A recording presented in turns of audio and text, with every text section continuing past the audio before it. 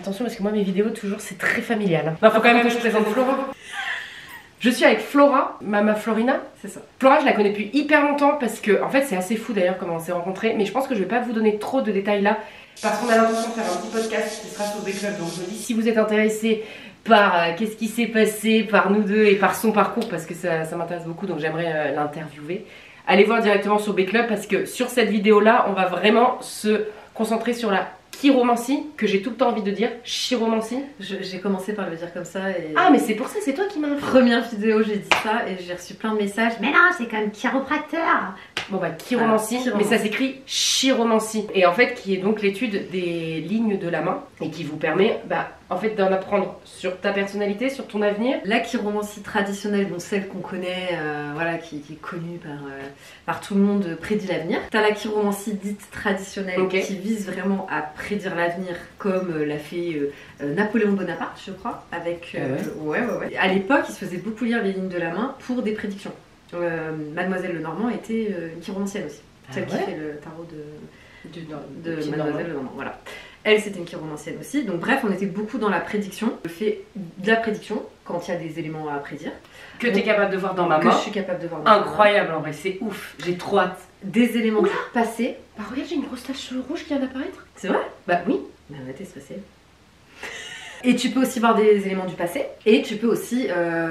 en fait, axer la lecture sur des éléments qui peuvent aider le sujet, et bien à se développer personnellement, à comprendre certains mécanismes, voilà. Aider au quotidien. Et ça peut être révélateur, ça peut faire prendre conscience de certaines choses et aussi tout ce qui va être lié à la vie professionnelle, parce que tu vois pas mal de choses sur des prédispositions, des talents, un potentiel. Et du coup, ça aussi, la chiromancie pour ça est hyper intéressante. Est-ce que tu peux prédire des choses dans la vie amoureuse, dans le sens que ça me semble fou de prédire des choses dans la vie amoureuse, sachant que ça dépend aussi d'une autre personne? Alors tu peux voir, mais ça je te l'expliquerai au fur et à mesure, mais tu peux voir des éléments forts dans dans ta vie amoureuse, grâce à ta ligne de cœur. Tu peux aussi voir le nombre de relations dignes dites de mariage, ou tu peux voir le nombre de partenaires qui vont compter dans ta vie et qui peut aboutir à une relation stable, durable, mariage quoi. Mais pas forcément toujours. Donc oui, tu as quand même tu vois plein de choses. Tu peux même identifier, grâce à la ligne de cœur, ton partenaire idéal. C'est-à-dire... et du coup, ça peut aussi mettre en évidence que des fois, tu as tendance à te retourner vers les mauvais personnes. Alors que tu as besoin, par rapport à ta main, tu as besoin de quelqu'un de différent. Trop intéressant. Et pourquoi tu t'es dirigée... Enfin, je ne veux pas poser trop de questions parce qu'encore une fois, on va faire dans le B-Club, mais qu'est-ce qui t'a poussé? J'adore les mains. Ah d'accord. Aujourd'hui, tu proposes, toi, des consultations de Je propose donc des consultations où j'ai différents formats. Donc soit c'est une étude très rapide, soit c'est une étude beaucoup plus poussée. On est sur un document de quasiment 30 pages, donc je décortique vraiment toute la main. Donc les gens peuvent t'envoyer, donc si par exemple vous voyez la vidéo, ils peuvent prendre prendre en photo la main? Ouais, en fait ils réservent, moi je leur envoie, enfin il y a un envoi automatique d'un tutoriel où je demande comment bien poser les mains. Et puis après la machine est lancée, sauf l'attente que j'ai là, c'est presque 4 mois. C'est trop stylé. Les prochaines études, ce sera plutôt février, mars. Ah mais bravo. Ouais. Je le fais aussi sur les mains des bébés. Ah ouais, alors pas pour prédire l'avenir de l'enfant, mais pour donner, je dis que c'est un peu un mini mode d'emploi sur ton bébé. Oui, non mais c'est bien. C'est comme c'est difficile de communiquer avec un bébé. Donc savoir s'il est plutôt câlin, s'il est plutôt, tu vois. Donc ça, j'ai trouvé ça hyper intéressant de proposer ça et ça marche bien, je suis contente. Les gens ils disent en effet qu'ils retrouvent. C'est trop stylé. Et là, je viens de lancer ma formation sur la chiromancie. Déchiffrer ta main, mais en même temps à pouvoir le faire aussi sur les autres. C'est trop stylé. Voilà. C'est trop bien. Donc du coup là tu vas me faire une espèce de consultation de ma main. On va faire une consultation. Et moi ce que je vais faire, c'est parce que comme c'est très professionnel, hein, on s'est dit c'était pénible de filmer, enfin c'est quand même plus sympa de voir nos visages que juste la main pendant une heure. Merveilleux visage. Merveilleux visage, physique incroyable. Du coup je vais vous mettre la main d'une certaine manière, je sais pas, soit elle sera au milieu, bref je sais pas, pour que vous puissiez savoir à chaque fois de quelle ligne on parle. Moi j'ai pas de spot, j'ai pas de truc, on s'en fout quoi. T'es pas sponsorisée? Non, je suis pas sponsor par rien du tout. Y'a rien du tout, moi je suis vraiment en mode copine quoi. Un élément important, quand on lit les lignes de la main, donc on demande toujours avec quelle main on écrit. Parce que je vais analyser la main dite dominante, donc celle avec laquelle tu écris. L'autre c'est la main non dominante et elle va plutôt traduire ton passé, ce pourquoi tu étais prédestiné. Oui, voilà. Mais on pourra regarder vite fait. Si, en gros, quand tes deux mains sont très différentes, c'est que tu as modifié en gros ta réalité. Ah. Ouais, on va voir.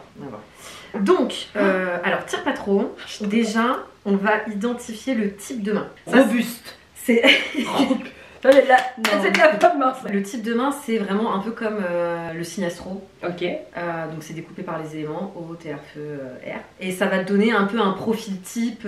Ok. Voilà, donc déjà ça permet de driver. Donc là, Bah, j'ai des grosses mains en vrai. Hein. Mets-moi ta main comme ça. Elles sont moches mes mains. J'ai des knackis. Bah t'as une main feu. Hein. Une main knacky. Ferme comme ça. Ferme ta gueule. Ferme ta gueule. Ok. Alors feu, ça veut dire que t'es ça colle totalement. Fifou. Voilà. T'es donc bout en train, fédératrice. Influenceuse. Le seul truc qui te galvanise, c'est l'action. C'est-à-dire que ne rien foutre, c'est quelque chose c'est insupportable. L'une de tes plus grandes satisfactions dans la vie, c'est de rayer ta tâche sur la to-do list. Tu es curieuse, travailleuse. Seul petit bémol avec la main de feu, c'est qu'on... Je dis on parce que j'ai la main de feu aussi. On est tellement dans l'action, enfin dans le faire, qu'on peut très vite s'épuiser et tomber comme des crottes. Donc il faut réussir à jauger entre les temps de repos et les temps de travail et pas trop tirer sur la corde. Et créative. On est des personnes, voilà, les mains feu, c'est des personnes créatives et exceptionnelles, je n'osais pas le dire, mais c'est un peu ça. Et les autres, c'est terre, eau et air. Comme les éléments qui regroupent les signes. Et donc là, alors je l'identifie. Je monte un petit peu ma main quand même. Oh, elle est quand même bien carrée, hein. On a la même main dedans. Bah, en fait, c'est... Ah oui, tu vois, oui. Ouais. La paume est exactement la même. Donc en fait, c'est une paume qu'on dit étroite et des petits doigts. C'est-à-dire que quand tu fermes, tu vois, tes doigts, ils arrivent là. Ah oui, c'est flagrant. Donc ça, c'est typique. Après, tu as les mains, par exemple, les mains de haut, c'est des mains donc souvent très fines, avec une paume très étroite et de très grands doigts. Mais ça, tu le vois, alors t'en as, c'est plus difficile que d'autres, mais c'est comme ça que tu distingues en fait. Soit tu as les petits doigts et la paume carrée, par exemple, les mains de terre, c'est des tout petits doigts avec une paume très carrée. C'est souvent des mains masculines. Et en fonction de ça, bah, et terre, ils sont posés dans le sol, ancrés, tout ça. Très manuel, très terre. Ouais. C'est des personnes qui sont plus en pratique. Ouais. Bah, c'est les mains masculines quoi. On est plus sur des personnes cartésiennes. Moi j'aime bien les mains fines quand même chez les hommes. J'adore les mains chez les hommes. Alors si c'est les mains R que tu dois aimer. Je pense. C'est paume carrée et de longs doigts, c'est un peu les doigts des pianistes. Je dis. Et c'est quoi les caractéristiques de cet homme? C'est des personnes. Pour le coup. T'as un peu. C'est des personnes qui intellectualisent beaucoup leurs sentiments. Ah bah oui. Et ils vont pas du tout être à l'aise avec le fait d'exprimer leur... C'est complètement les hommes que je regarde. Après, c'est des gens qui sont pas des connards, les pauvres, ils sont très doués dans la communication, mais pas dans la communication de leurs émotions et de leurs sentiments. C'est-à-dire qu'ils vont l'extérioriser, mais d'une autre manière. C'est souvent pas en verbal. Non. C'est des personnes qui sont très logiques, très analytiques. Tu vois, ils vont avoir pas mal de soucis de gestion aussi de l'énergie. Il faut qu'ils soient actifs tout le temps. S'il fait du sport, il faut qu'ils canalisent leur énergie dans quelque chose, sinon ça peut se retourner contre eux et leur faire avoir des réactions ou des habitudes qui sont pas très positives ou bénéfiques pour eux en fait. R ou O? R. Donc, O c'est les grands émotifs. Bah oui, O c'est les artistes. Et O, c'est quoi la main? Elle est comment? Très fine, une paume très rectangulaire, rectangulaire, étroite et des doigts très longs. Donc main feu. Après, on peut regarder 2-3 autres petites choses. Donc ça s'appelle de la chironomie. On peut regarder d'autres petites choses. C'est comment tes doigts se positionnent. Ah ouais. Donc, faut que j'arrête de tendre comme ça déjà. Pose sur ta main comme ça, naturel. Pose ta main sur ta cuisse. Naturel, ouais. Alors, si celui-là il part un peu quand même. Parce qu'en fait, on va regarder les espaces. Des fois, t'as des gens, naturellement, leurs doigts, tu vois, ça va se mettre comme ça. Toi, c'est plus celui-là qui part. Donc ouais, ça va un peu derrière. Un petit peu, mais ça reste léger. Franchement. Mais ça peut vouloir dire que t'as quand même du mal à exprimer tes émotions et tes sentiments. Pourtant, putain. Par peur d'être jugée ou incomprise. Ah, oui, ça c'est. Donc tu peux avoir. Bah oui. Sur Insta, je suis toujours en train de dire. Bon, alors je vous dis ça, j'interprète 1000 fois l'interprétation. Oui, c'est possible. Donc t'as peut-être une manière d'exprimer ces choses-là, mais il y a un recul parce que. Ouais. C'est pas si facile que ça finalement. Oh, putain, mais attends, mais t'as dû apprendre 1000 choses. Donc là, elle a quand même capté que mon petit doigt allait un petit peu plus loin. Et du coup, c'est ça que je sais pas exprimer les émotions par peur d'être jugée. C'est que. Ouais, non, c'est de l'apprentissage. C'est pas du tout un don, hein. C'est vraiment que de l'analyse, c'est de la science d'analyse, c'est science d'observation. Donc passons aux choses sérieuses. Allez, les lignes de la main. Donc là, on est dans de la chiromancie pure. Avant, c'est de la chironomie. On analysait l'anatomie de ta main. Et maintenant, on va analyser les lignes. Ouais. Bon, dans la chironomie, il y a aussi des monts, mais on va pas le faire. Les monts, c'est les petites proéminences graisseuses, là, comme ça. Là, tu vois, on voit que tu as un bon de la lune. Ça c'est mon cul. Non, ça veut dire que tu as une bonne imagination. Alors, qu'est-ce qu'on voit dans ta main? Déjà, donc, on va identifier les lignes principales, les lignes majeures. Donc, on a ta ligne de vie, qui est ici, tu vois. Ça, c'est ta ligne de vie. Ensuite, on a ta ligne de tête, qui est balèze. Elle est là. C'est vrai que mes deux grosses lignes là. Ouais, ta ligne de tête, elle fait ça et elle va jusque là. Ok. Et ensuite, on a ta ligne de cœur qui est ici. D'accord. Elle a plein de merde. Hein. Non. Moi, on m'avait dit ça une fois. Elle a plein d'épices. On m'avait dit, ouais, quand t'as plein de maillons. Alors, c'est pas des maillons que tu as. Il y a des, ça commence par des épis et ouais, il y a ce qu'on appelle des îlots. Et on m'avait dit que c'était pas ouf. Bah, ça peut montrer certains blocages, mais on va voir. Parce oui, de toute façon, ça. On va voir. Ouais, moi, je vois plus les épis et oui, il y a un peu des îlots, mais c'est pas. Dis-moi la vérité, Flora. Oui, c'est pas une chaîne, c'est pas une chaîne. Ça s'appelle une chaîne quand t'as plein de petits îlots comme ça. Donc, ligne de vie. Alors, qu'est-ce que nous raconte ta ligne de vie? Donc déjà on voit, ça commence par un îlot. Ça peut traduire une enfance. Tu t'es pas mal soit posé des questions ou c'était une enfance où tu t'étais préoccupée. Ah bah c'est possible, de toute façon. Préoccupée, ouais, je pense que t'étais en mode question existentielle sur la vie. Ah oui. Ouais. Ah bah oui. Ah bah non mais ça, pas que l'enfance. Hein. T'as vraiment, ouais, t'étais hyper... Ah oui, jusqu'à mes 20-25 ans, c'était très compliqué. Je me suis posée... Je ouais. te redonne ou pas? Parce que vraiment... Non mais justement, c'est bien. Ça je me suis posé des questions vraiment en mode à quoi bon vivre. Mais pas dans le sens suicidaire du terme. Vraiment en mode quel est le sens de la vie. Et ça a été très compliqué pour moi. J'ai compris qu'il n'y avait pas de sens, donc depuis... ça va beaucoup mieux. Ouais. Petits îlots, c'est aussi l'idée que t'as peut-être aussi dû, dans cette période-là, aller puiser dans tes ressources, dans le sens où vraiment ça t'a impacté quoi. Ah oui, oui, oui. Ouais, ça t'a impacté. Et peut-être dans ton rapport avec les autres, avec tes copains, tes copines, la famille et tout. Donc ça, on le voit bien. Ensuite, on a une ligne. Alors, elle n'est pas très marquée. De toute façon, l'ensemble de tes lignes ne sont pas très marquées. Donc ça, c'est... Voilà, on est sur une ligne de vie qui traduit une belle vitalité, une bonne énergie. Elle est courbe, tu vois, elle contourne en fait ce qu'on appelle le monde Vénus, c'est ça, le monde Vénus. Donc ça veut dire que voilà, t'es quelqu'un qui aime la vie, t'es généreuse, on est sur tout l'aspect ouverture aux autres. Très bien. Donc ça c'est plutôt pas mal. Ensuite... Ça c'est le monde Vénus qui dit ça. Ça c'est le monde Vénus. Et quand ton monde Vénus est petit, ça veut dire que t'es un peu con. Alors quand ton monde Vénus est comme le tien, alors non, t'as le monde Vénus. Le monde Vénus, quand la ligne... C'est la bouboule. Voilà, c'est la bouboule là, c'est ça. La bouboule du... C'est ça. Quand ta ligne, elle contourne bien le monde Vénus, ça veut dire... Ah, c'est la ligne qui va impacter ton... Okay. C'est ça. Des fois, tu as des lignes de vie qui sont droites. Ok. Là, tu es sur quelqu'un qui est plus réservé, peut-être un peu plus pessimiste, un peu plus, tu vois... Je vais regarder ce soir, j'ai mais une fois que tu sais ça... Faut que je me souvienne de tout. Donc vas-y, ligne de vie droite. Voilà. Après, du coup, le monde Vénus en lui-même, donc ça, c'est les mondes. Plus il est bouge comme ça, plus ça veut dire... Alors que tu as, voilà, t'es quelqu'un de passionné, amoureuse de l'amour, bah oui, et que tu as une très bonne libido. Voilà. Intéressant. Intéressant parce que si vous avez une petite libido, regardez ça chez la personne avec qui vous... C'est ça, voilà. Parce que si vous voyez que le gars, il a... Non, c'est mort. Ne prenez pas. Ici, ta ligne de tête. Donc au milieu. Au milieu, donc...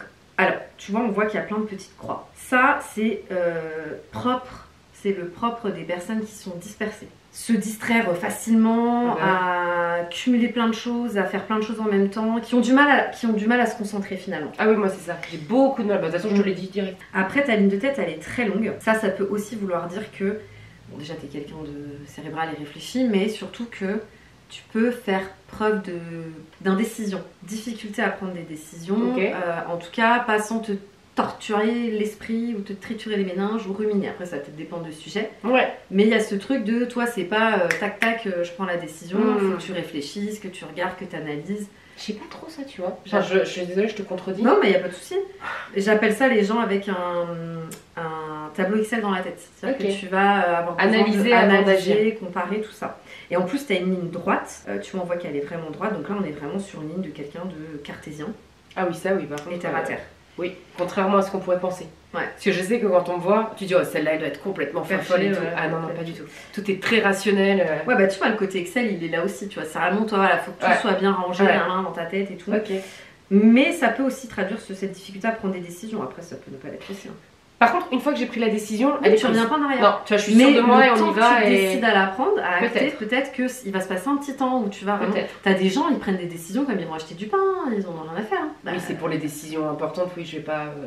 Après, il y a des trucs qu'on s'en fout, quoi, tu vois. Ouais, mais bien sûr, je te dis pas la couleur de ta veste. Non, mais même, il y a des trucs, tu vois, dans le taf, je vois, comme en plus, comme je suis à mon compte, bah, tu sais ce que c'est, des fois, t'as pas le choix, en fait, t'es là. Bon, en fait, je t'explique, c'est moi qui dois prendre une décision, si je la prends et on y va. Oui, mais après, t'as d'autres trucs sur lesquels ça peut être plus compliqué. Mais sinon, c'est très juste. Ensuite, alors, tu as ce qu'on appelle une fourche de l'écrivain.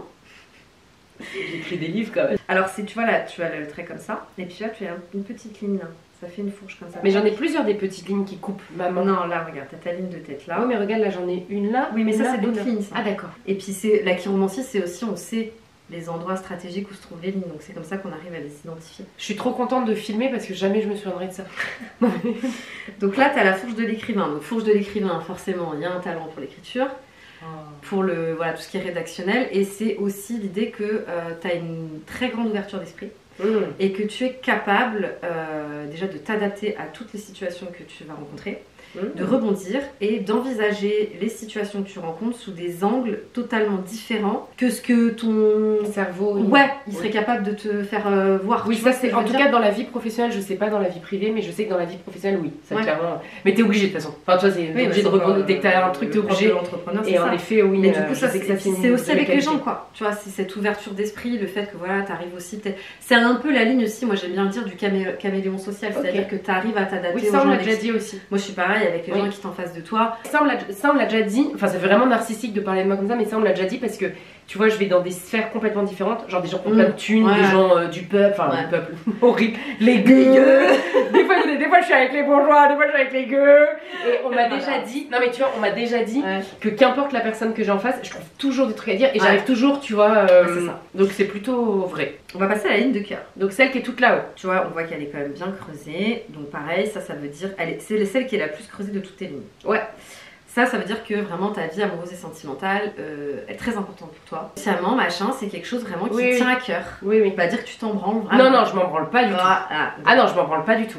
Ensuite, on voit qu'elle est courbée. D'accord, tu vois qu'elle fait une petite courbe comme ça. Ça, c'est mon cue. Ça, c'est ce qu'on appelle la ligne de cœur physique. Ok.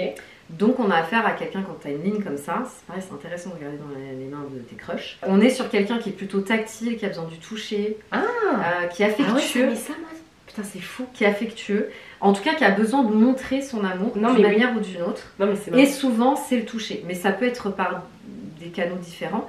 Ça va dépendre aussi de la communauté. On dit qu'il y a plusieurs façons de communiquer son amour. Différents langages de l'amour. C'est ça. Mais pour le coup, on est vraiment sur quelqu'un avec cette ligne-là qui est quand même plus dans la démonstration affective classique. Alors, effectivement, on voit que ça commence par des petits épis. Les épis, c'est l'idée que le début de ta vie relationnelle a été complexe. Très probablement marqué par une peur de l'abandon qui a peut-être généré une forme de dépendance affective quelque part. Et du coup, il y a quand même une difficulté à gérer ses émotions dans le cadre d'une relation. Oui, bah oui. Ça, c'est sûr. Et on le voit, après ça se répercute puisque tu as des petits... Et ça, tu le vois parce que tu as des épis. Donc en gros, attends, je me permets parce que c'est quand même génial et je sais que la vie amoureuse, ça nous intéresse. Donc on parle de cette ligne, vous savez, tout là-haut là. Celle-là, là, qui fait un petit truc. Les petits épis là. Tac, tac, tac. Bah, et vraiment. Je dessinerai si tu veux sur le dessin. Et vraiment, on voit que j'ai des petits épis. Et donc, parce que tu as des petits épis, ça prouve en fait des traumas un peu qui te sont arrivés. Enfin, c'est ça. Traumas, mais... Si ta ligne, elle commence par un îlot, on est plus sur des blessures de l'enfance où vraiment tu as une carence affective et du coup, tu vas la chercher à tout prix dans tes relations. Non, les épis, c'est plus la peur de l'abandon en fait. Qui t'a fait cheminer comme ça et qui a pu générer une dépendance affective. Et si t'es tout droit, c'est juste tout ça va. Ça va. Et si c'est rare. C'est rare que ce soit droit. Et si t'as d'autres traumas, par exemple, j'ai pas, mais genre peur de l'engagement, ça tu peux pas le voir. Alors tu le verras pas sur le démarrage, tu le verras plutôt sur comment elle est foutue la ligne en fait. En général, c'est des lignes qui sont très courtes, très droites, très fines. Enfin voilà, on est vraiment sur des cas typiques quoi. Donc là après, on voit cette petite succession de chaînes, effectivement. Enfin, je dirais pas que c'est une chaîne, mais c'est il y a quand même pas mal d'îlots. Bah là, ça veut dire que c'est une période, on peut la dater, puisque du coup là c'est le début de ta ligne, là c'est la fin. Bon, la datation reste toujours très approximative, mais on peut dire que vu là et que ça va au moins jusque là, parce qu'après ça me semble quand même beaucoup plus cool, ça peut faire 50 ans, 35 ans quoi, tu vois. Les 50 premières années. 35 ans hein, quasiment. Enfin, c'est ça de toute façon, je vais avoir 34 ans. Et là, ça y est, je commence à avoir je commence à être à l'aise avec moi en tout cas pour rencontrer quelqu'un. C'est typique. Et les petits îlots, c'est ça. C'est des périodes où tu te questionnes sur le bien fondé d'être avec quelqu'un ou d'être mieux toute seule en fait. Et c'est exactement ça. Tu oscilles entre les deux et tu peux te retrouver avec un mec avec qui ça va pas du tout. En même temps, tu peux pas le quitter parce que t'es dépendante affectivement. Enfin, tu vois, c'est vraiment un. Mais je pense que t'as juste, parce que je te dis, je vais avoir 34 ans dans 2 mois. Ça me semble être un peu près ça. Ouais, oui, en tout cas, à 2-3 années près non, quoi. ça ira pas plus loin, j'ai pas l'impression que ça aille plus loin. Bon bah tant mieux, c'est que c'est fini là, j'ai fait le plus dur, bah tu vois, heureusement que je te vois maintenant, t'imagines. Si j'avais eu à 20 ans, bah écoute, on a encore pour 15 ans de galère. Là ensuite, donc on voit que ta ligne, elle se termine vers le monde Jupiter. Donc ça peut te donner une idée le profil du partenaire idéal pour toi. Ah. Donc on va être sur quelqu'un, déjà il faut qu'il soit loyal. Ah bah ça c'est sûr. Il faut que ce soit quelqu'un d'ambitieux. Ça c'est sûr. Et il faut que ce soit quelqu'un avec qui tu puisses grandir mais aussi construire quelque chose, y compris peut-être même une entreprise. C'est-à-dire il faut que ce soit quelqu'un qui te suive en fait dans tes délires. Professionnel, parce que tu sais, ça peut être autre chose. Mais ça peut être... une maison retapée. Exactement. Okay. Genre une rénovation. Parce que tu vois dans le taf, non. Non, mais un projet à deux quoi. Oui, ambitieux dans le sens qu'il ait des projets. Pas forcément dans sa carrière, mais... que ce soit un mec qui fout un salarié, qui a pas du tout... Donc ça c'est vraiment typique. Et le côté voilà, donc loyal, honnête évidemment. Mais c'est vraiment... Et puis c'est aussi ce côté du gars qui sait ce qu'il veut quoi. Oui, en fait je pense que c'est surtout ça ce que j'allais dire. Un mec qui sait pas trop où il va, qui a un peu, tu vois, genre j'accepte la vie comme elle est, enfin ça va vite te saouler. Parce que le mont Jupiter, donc c'est celui qui est là. C'est ça, ouais. C'est Jupiter, c'est genre Jupiter quoi. Donc c'est la force, le machin et tout, non? C'est ça, parce que chaque doigt porte un nom. Donc là t'as le doigt de Jupiter. Séverine, Corinne, Jeannette. Ça c'est le doigt de Saturne. Ah. Le doigt du Soleil ou le doigt d'Apollon. Et le doigt de Mercure. Ah. Voilà. Et en fait, on les appelle comme ça parce qu'en vrai, les doigts correspondent, enfin, les propriétés qu'on donne à ces doigts-là correspondent aussi aux propriétés qu'on attribue aux planètes. Ok. Donc, le doigt de Mercure, c'est le doigt de la communication. C'est pour ça, quand je t'ai dit qu'il partait en cacahuète, c'est qu'il y a un problème au niveau de la communication. Oui, quand Mercure rétrograde, là. Pour ce qui est de ta ligne de cœur, je pense pas avoir à dire grand-chose. Ça va finir par s'aligner. Écoute, je dirais même qu'elle se finit en trident, tu vois, et ça c'est plutôt bon signe. Ouais, elle se finit en trident. Donc là, on va faire la dernière ligne majeure, c'est la ligne de destinée. Ok. Qui, pour le coup, alors, elle chie. Non, c'est particulier. Bah, pour le coup, c'est pas faux, t'as eu 2 carrières. Ouais, mais t'as pas été tout de suite. Ah non, voilà, tu l'as fait.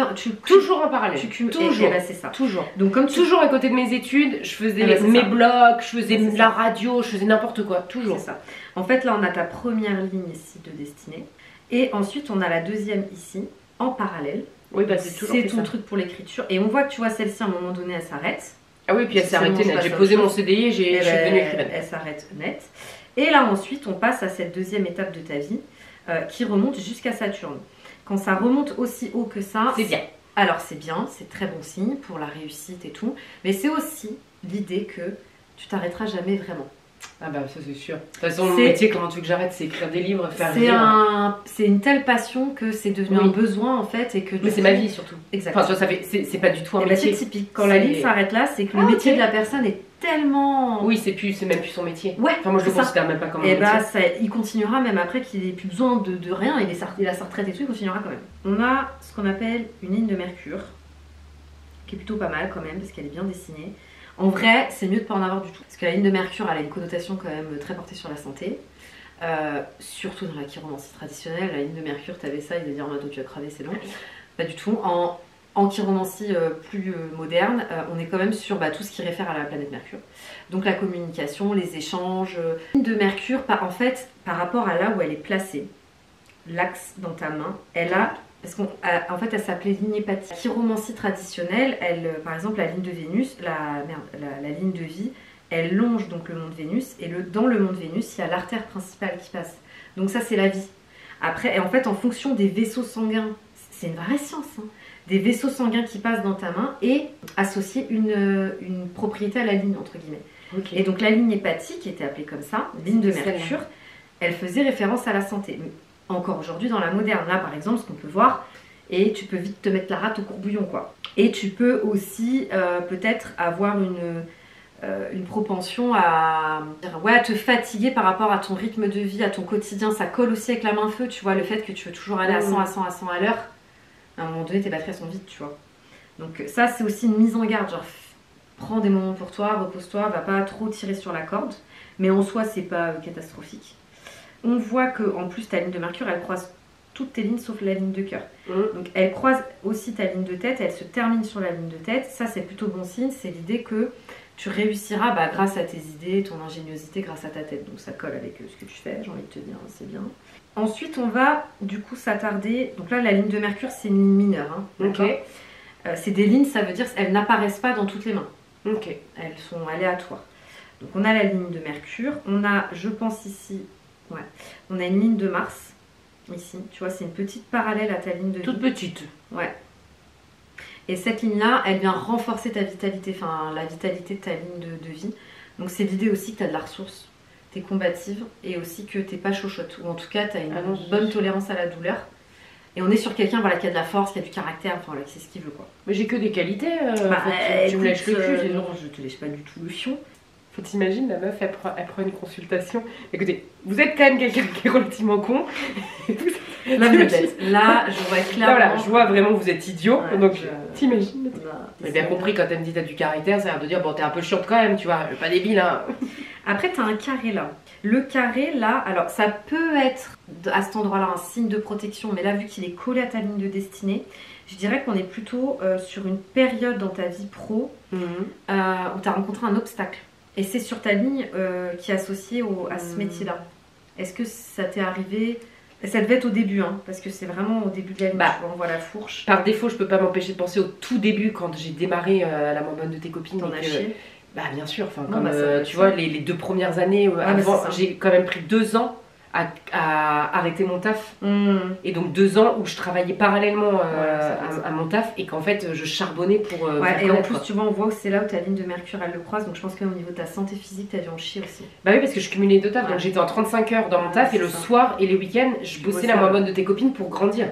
Mais bon, après ça m'a jamais mise non mais ça, alors ça veut pas dire que ça t'a mise mal, mais c'est que ça a quand même été un élément bloquant en fait, c'est-à-dire que je savais que Instagram allait être un élément essentiel pour que je réussisse après parce que je connaissais personne dans le milieu. Donc je me suis dit en fait si j'ai pas ça, j'y arriverai pas. Et donc je me suis mis la rate au courbouillon dans ce sens en mode faut que je fasse quelque chose. Si ça marche pas sur la maman de tes copines, et donc je montais, mais c'était très long, très long. La voie lascive, via lasciva de base ou la ligne d'érotisme. C'est la ligne. Alors c'est toujours la grosse bouboule. Là, ici, là. Non, c'est ici. Ça, c'est vraiment la ligne qui traduit... Alors, elle n'était pas très bien perçue à l'époque parce qu'on l'associait souvent aux personnes qui étaient dans l'excès ou qui avaient des tendances addictives. Bah, moi, après, je suis excessive. Hein. Alors, je suis addict à rien du tout. Je bois pas, je fume pas, je me drogue pas. Mais ça peut mettre en avant que tu as un penchant addictif. Alors, on a tous un penchant addictif. On est tous faits comme ça, les êtres humains, et toi, peut-être plus que d'autres. Donc... Peut-être qu'aussi tu es consciente de ça, donc du coup tu évites de te mettre dans des addictions parce que tu sais qu'après ça va être la panade pour t'en sortir.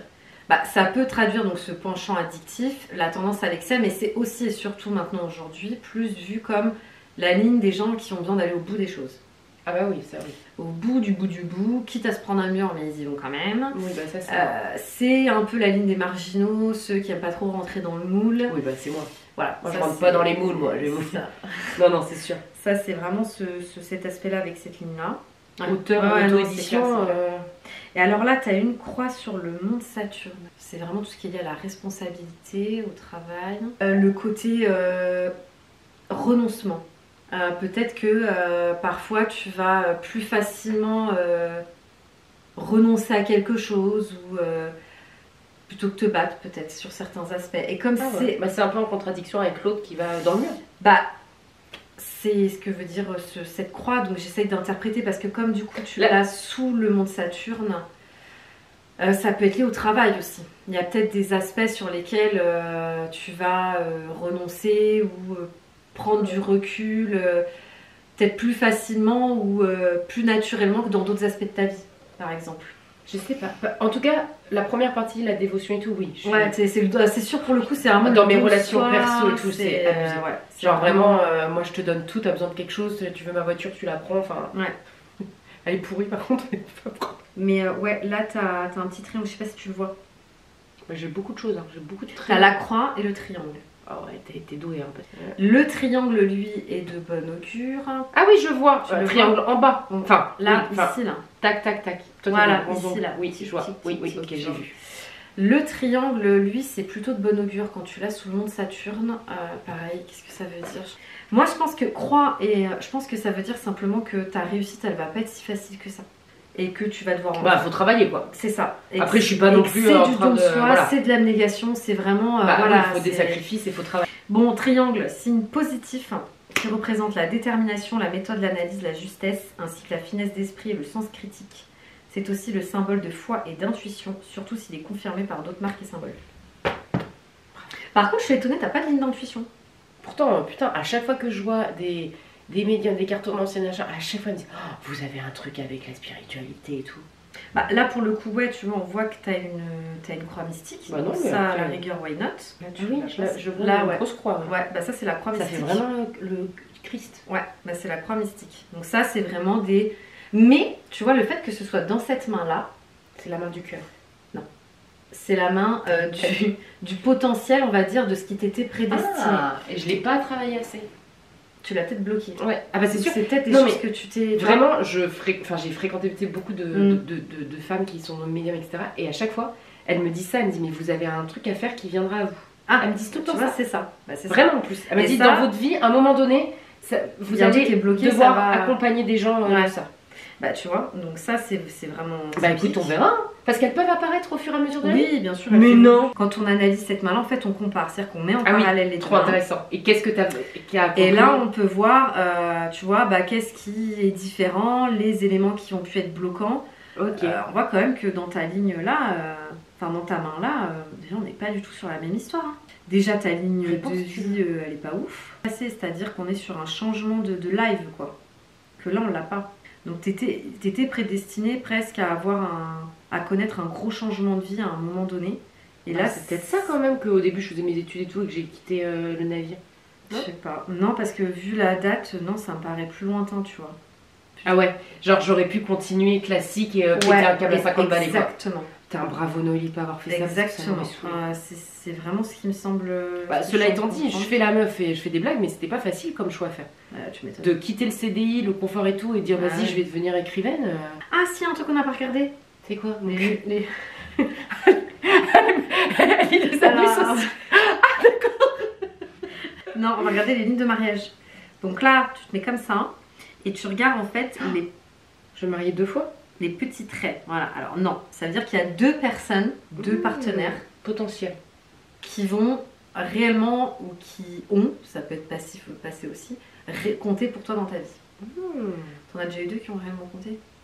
Non. Alors ça suppose quand même une relation un minimum durable quand même. Hein. J'ai eu une personne qui a vraiment compté, mais la deuxième tu l'as pas, bah donc il y a une deuxième.